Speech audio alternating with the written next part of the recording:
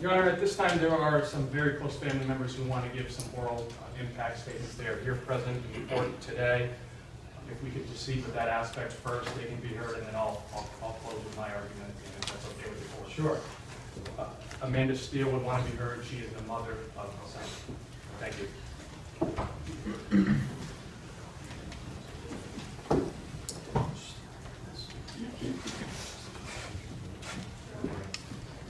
Right ahead.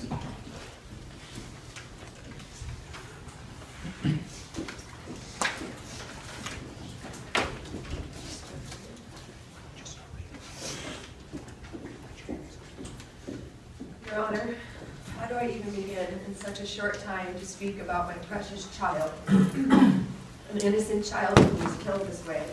How do I begin to explain what this has done to me? My name is Amanda Steele, and I am Summer's mommy. I carried her for 42 weeks and had the amazing privilege of being her mommy for 9 years and 32 days before she was devastatingly taken from her daddy Ren, her sissy Skylar, and me, and from everybody else's lives she touched. I stand here lost, numb, paralyzed, and heartbroken. Only those who have lost a child can know how it feels to be unbearably sad every single day, even when you try to grasp for a little bit of joy. Riding in an ambulance on the longest ride of your life, praying for a miracle and then being let down, it's nothing I can even explain. I felt as though I was dying on that ride in the way I did. Dealing with the after effects of actually absorbing what has happened, writing your child's obituary, preparing her funeral, and burying her. It's like being on a whole different planet. I'll never understand the hand that Brett and I have been dealt. Something you just don't stop thinking about. Now I struggle to breathe when I wake up, to find the energy to make my other child happy when my heart is so completely broken. To know that I have to be the new school bus because I'm too afraid to ever put Summer's sister on one again.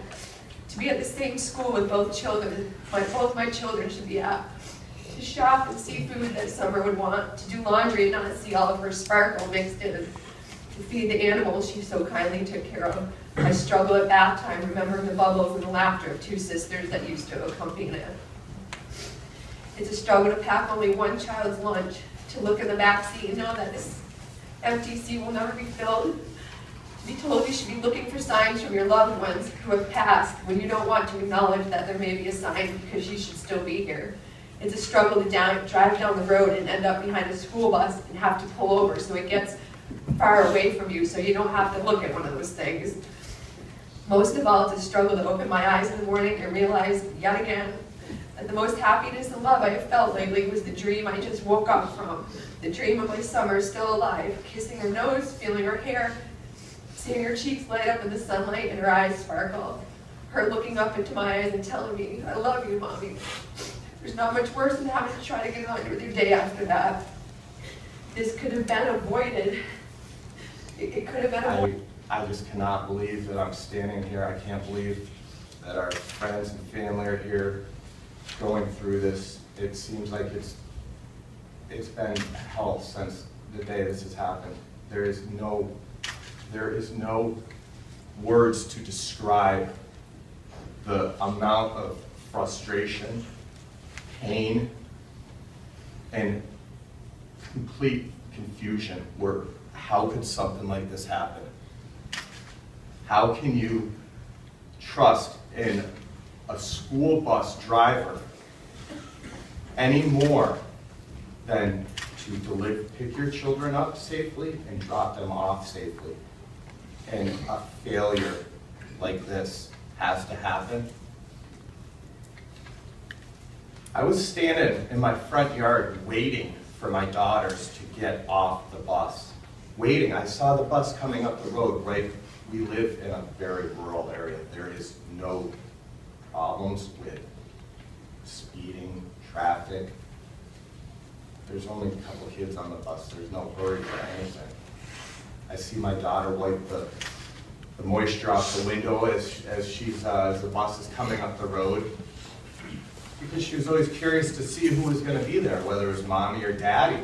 And they both always asked in the morning, who's going to be here to get us, you know, because they wanted to make sure that one of us was going to be there, either one of us. You know? A lot of times it was my wife. I can't believe what I saw. I can't believe it. I saw her wipe the window. The bus stopped very quickly, not casually coming up the road.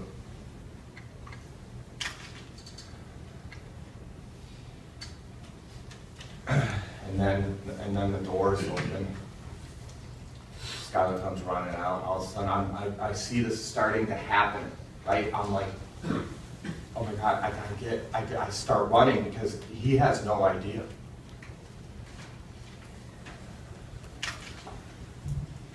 And the door shuts, and boom, he's going up the road. I'm chasing. I'm like, oh my God, this is not happening. How can this be happening? You know, you turn into panic mode, and she's screaming, "Daddy, Daddy!" I'm screaming. How can this? I'm thinking to myself, this guy's gonna stop, and you know, she's just gonna get off, and we're gonna continue with our day, you know. And boom, he's gone up the road, and she's screaming, and I'm screaming, and all of a sudden I get down to her, and I'm in shock. You're immediately in shock. How can something like this happen? Daddy, Daddy, I'm in so much pain. That will scar you forever. I have not been the same person. My wife has not been the same